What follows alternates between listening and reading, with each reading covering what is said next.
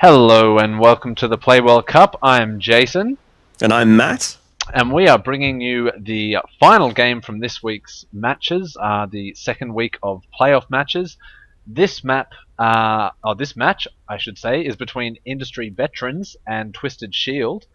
They are playing on Antiga Shipyard, and at the moment, we are looking at Matt, who is also joining us for this cast. So that's going to be an interesting cast. You get to I'm I'm cast your own waving game. from my command center right now. I know that'll be a fun game for you to cast, I'm sure. So we've got Matt from Industry Veterans as the Red Terran. His opponent will be, oh man, Daijoubu. We've had so much trouble pronouncing this name this season. Playing for Twisted Shield as the Blue Terran over on the right side of the map. So this is the first game out of the matches. So no one's won anything yet. Everyone's coming in here fresh-faced, not knowing what to expect. And I was actually expecting Daijoubu. Look, I Daj. How do you call him Daj, right? Yeah, I reckon Daj. Daj. I was actually expecting Daj to play Protoss, so I'd gone away and prepped a lovely TVP build for the game, and he decides to play Terran. So That messed you up. I have no idea what to expect either at this point. Yep. So right from before the game even started, he'd psyched you out essentially. Absolutely, completely psyched me out. So I wonder if how well Dage knows how to play Terran, because if Protoss is what he mains on, maybe it's a risky maneuver to change races, or maybe someone who sort of jack of all trades and can play a little bit of everything. Well, Terran's apparently easy mode, so Apparently. apparently not. Everybody says Terran OP until they play Terran, and then it's like, oh my god.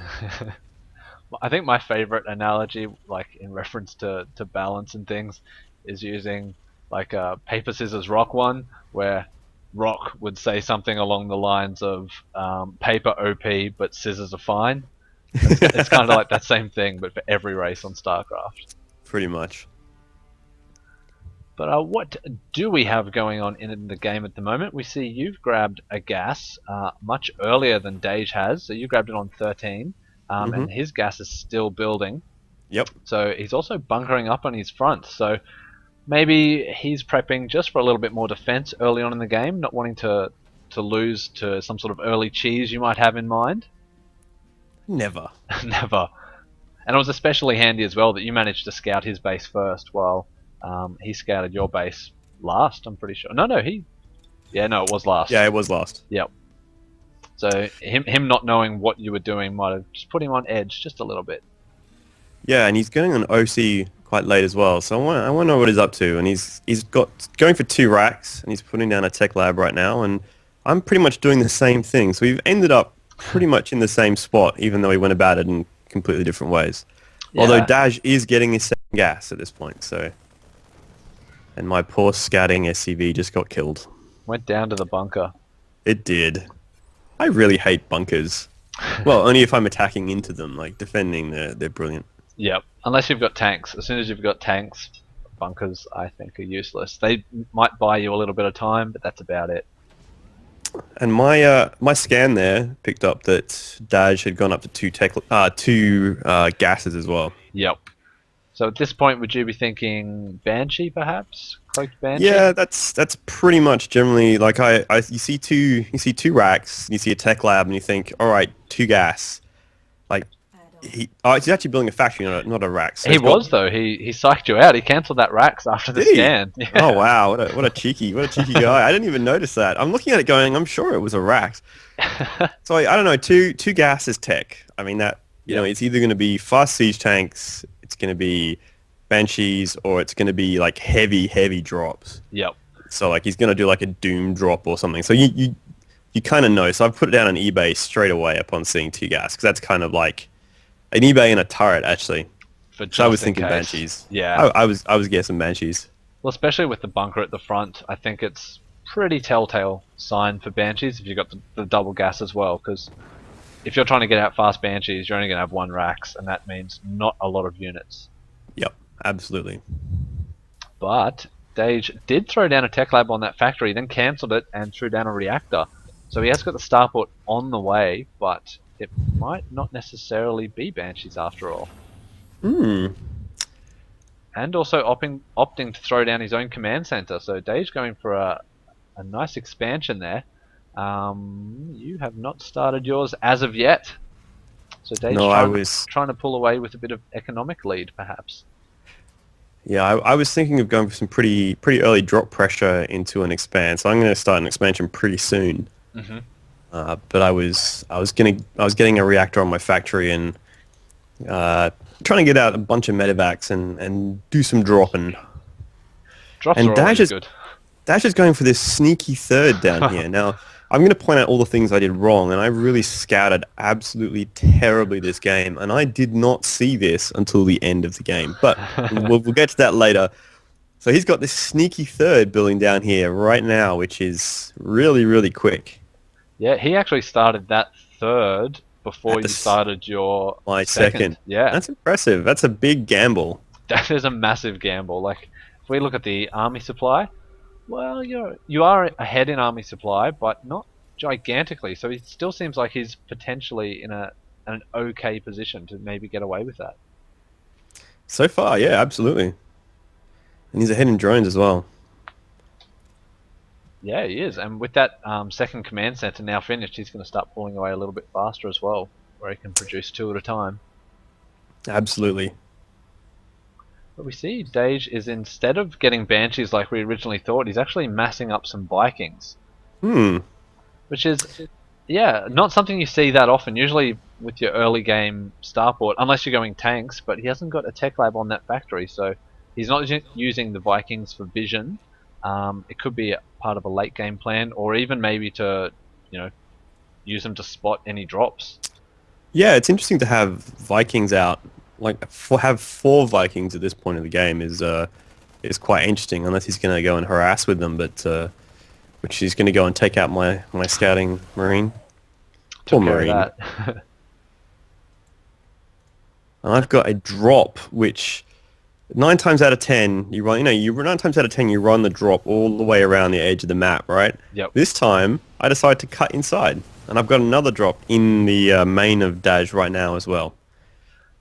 Yeah, so you've dropped into his main there. You've got Stim going, but 3 units still in that medevac. I know. And I'm going to now- cry about that. Oh no! And then the Vikings get back into the sky and shoot that down. So the drop maybe was not as successful as originally hoped. No, I was actually trying to do a bit of a decoy drop because I was expecting his army to be down by his natural, but it wasn't. It was still up hiding behind the bunker. So I was going to drop into the front and the back of the base at the same time, but seeing the army there, I kind of panicked and pulled out. Now, here's another thing that I completely did wrong. There's a fusion core building down the bottom here. There is and I indeed. didn't spot it. Oh really? Yeah, I didn't see the fusion core. Didn't see it. That see it at all. obviously shows why Dage is getting those Vikings, wanting some air support for his battle cruisers, which it looks like he wants to start making. Or Banshees. Banshees actually what he's producing at the moment from these starports. Yeah. I don't think he quite has the economy to support battle cruisers quite yet. You really want to be on probably 4 bases. Like you can kind of do it off 3 with gas, Yep. but it's tough. Like It is tough. You have to cut lots. Yeah. 4 bases you can do BCs. So he's got 3. He hasn't got gas on his third. He's taking it just now. Just as you speak, yep, he's heard Just you. as I speak. But he probably can't. You're probably going to go Banshee until he gets his third up Yeah. properly, and then start transitioning into BCs. Now, I did spot that he had Banshees on the way, and I should be dropping a couple more turrets around the place very, very soon, and another starport to try and keep up. Yeah, you definitely. If he's going Banshees and Mass Viking, you don't really want to lose that air superiority. Absolutely not. No, because then his Banshees can just unleash on your tanks. Yeah, you really need to maintain. You either need air superiority or a lot of Thors as Terran. Yeah. It's like the thing. You need to either win the sky or have lots of stuff that shoots up. Like, do you remember the Iacoic TVT build that was sort of massive Yeah. maybe a few months ago? Yep. I always found that was, sometimes a pain to deal with if you didn't, especially when it was new and I didn't really know what it was. Because Because they just mass Hellions, kill all your Marines, and then mass Vikings and Banshees and kill everything else. And Yep. it was very painful to deal with. And I'm going to point out something else I did really bad here. I had 2 medevacs that I was trying to get to follow my army up so Yep. that I could provide a bit of high ground vision. And unfortunately, they ended up picking up one of the tanks because I had them following the army. And I was wondering where that second tank went. So that Yep. answers that question. Yep. So I'm coming in to try and snipe Daj's natural. Yeah, and you've actually got a pretty nice force here. So Daj army is a little bit out of position. He's still got some more units back in his base, which he's now running down. But you've managed to snipe his expo, which, you know, I would imagine you're thinking now you're in a pretty good position because you think you're now 2 base against his 1. Absolutely. But his secret base is still running. Yep. And he's got quite a few SCVs down there now. He's getting more and more. And he's getting the weapon refit for his BCs right now. Yeah. That's almost finished. What's that? That's the Yamato cannon. Yep. That's going to be really handy if you decide to start pumping Thors or something like that. You know, or battle cruisers if you feel like matching his air army with an air army of your own. Yeah, that's kind of I don't know. I think once someone goes BCs are kind of like one of those units that sort of has momentum. Yeah. And once someone has the momentum, you either need to catch up like immediately or kind of take a different approach. Yeah. And I think massing Vikings and Marines is probably the better approach than trying to catch up on BCs, just because I don't have the economy for it either. Yep. But I have also noticed that Daesh had 2 armories building at the time you did your drop earlier in the game, and you killed the 2 SCVs, and he hasn't noticed that, so he's still got those incomplete armories, which I'm sure he probably wanted to start double upgrades for this air army that he's building. So that's, you know, significantly hurting his army. Oh, just cancelled them just then. Interesting. As he did. Well, I don't know why he cancelled them. He's got 3 BCs out now. Yep. And I'm moving out to the center of the map. You're starting to get quite a large force. Look at the army supply and even the worker supply. Everything at the moment is looking pretty even. You're just a touch ahead, I suppose, on the supply. But he is well, no, and now you're even on bases, I suppose, because yep. He's got. But I at this point, I still think I'm a base up. So yeah, exactly. This is why I'm being so aggressive. It's psychologically, you think you're in a good spot. Yep. And I haven't seen the BCs yet. This is where I go, what the hell? BCs. And then I hear the Yamato, and thankfully he didn't hit the Vikings because I was trying to spread them when I heard the Yamato go off. So yep. He actually hit the Marines instead, which was lucky. I think hitting the Vikings would have been much worse at that point. Yeah, definitely. And see now you've got the Viking advantage, which as a player with battle cruisers, you don't want to lose that advantage. But Dash is doing the exact right thing here, and he's yep. going for mass repair, and that's, well, you know, they're a bit like Thors with mass repair. They just will not die. Yep. Until you get your ground army in there to try and start clearing up those SCVs, because yeah, those battle cruisers have wrecked your Vikings. Yep. And now it looks like they're going to make short work on those tanks too. Yeah, I'm beginning to panic a little bit at this point, because I'm thinking, is he going 1 base BCs? Is this really happening? You're still pushing, but you know, Viking Marine against BC is, you know, it's a pretty good counter. You got so much DPS coming out there, makes it hard for the battle cruisers to deal with. Yep. And you've really got to get the Marines underneath and kill the SCVs so you yep. can actually kill the battle cruiser. It's kind of like a bit of a dance. Now, at this point, I kind of know there's got to be another base because there's too many BCs for it to be for a 1 base BC. You know, 1 base BC is like one or 2 BCs, and there's been 3 to 4. So I've got a Viking doing some scouting down the bottom, which is going to show up the extra bases. And Dave's even trying to build another expansion because I think he's realised that now his main he's going to lose it. Yep. So he's gone into Plan B. So now you've scouted his building expansion, so that's fine. But I imagine the real fear is when you scout this base right here. It's fully up and running. Yeah, that's a bit of a facepalm moment right there. That's like a, oh dear, that's been there for a while.